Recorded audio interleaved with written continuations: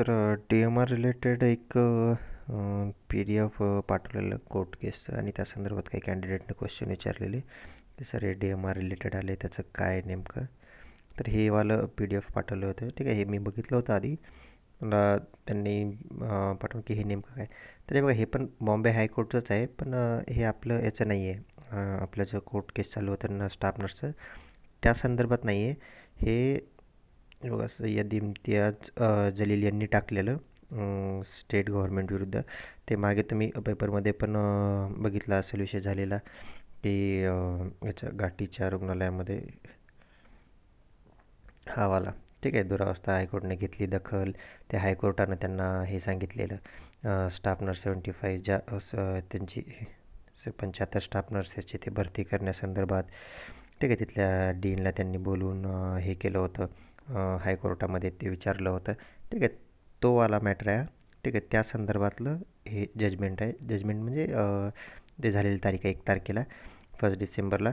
तर त्याच्यामध्ये ते आता एवढं डिटेलमध्ये मी सांगणार नाही, कारण हे आपलं इतकं रिलेटेड नाही. हां, ठीक आहे, रिलेटेड आहे पण एवढं डायरेक्ट नाही. याच्यामध्ये त्यांनी ठीक आहे झालं, त्याच्यामध्ये त्यांनी 75 नर्सेसची अपॉइंटमेंट द्यायला सांगितलं होतं.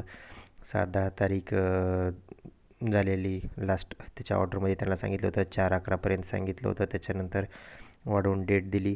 ठीक आहे, हे बाकी झालं. मेन इम्पॉर्टंट काय की त्यांना 75 नर्सेसचे ठीक आहे 15 तारखेपर्यंत 15-12पर्यंत त्यांना ऑर्डर देऊन ठीक आहे त्यांची यादी.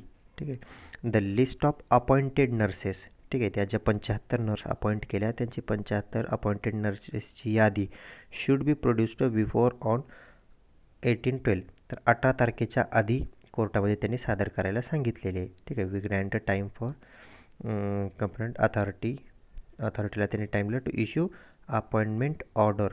ठीक आहे, टू शेड्यूल 75 नर्सेसची किती 15 तारखेपर्यंत आणि त्याची यादी कोणाला दिली ते 18 तारखेपर्यंत सादर करायला सांगितलेले. ठीक आहे, हा तो विषय आहे. तर हे आपलं डायरेक्ट त्या केसशी रिलेटेड नाही आहे, पण एवढं तर क्लिअर आहे की प्रोसेस जर चालू झाली आता हे 75 नर्सेसची भरण्याची, तर ऑब्व्हियसली आपली बाकीचे पण त्यांना प्रोसेस ते सोबतच करणार. ते त्याच्यातून भरले जातील ना नर्सेसच्या प्रोसेसमधून. परमनंट ऑर्डर ह्याच्यातूनच दिल्या जातील त्यांना पण.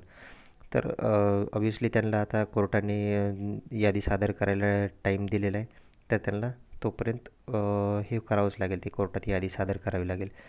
तर त्याच्या रिलेटेड तर आता DMR रिलेटेड खूप कधीपर्यंत लागेल तेच चालू आहे. खूप जण विचारत आहेत, पण ऑफिशियल कन्फर्मेशन म्हणजे तुम्ही जर कॉल वगैरे पण केला DMR ऑफिसला, ते जो फोन उचलतील ते काही पण सांगतात. ठीक आहे, ते त्यांचं काही खरं नाही.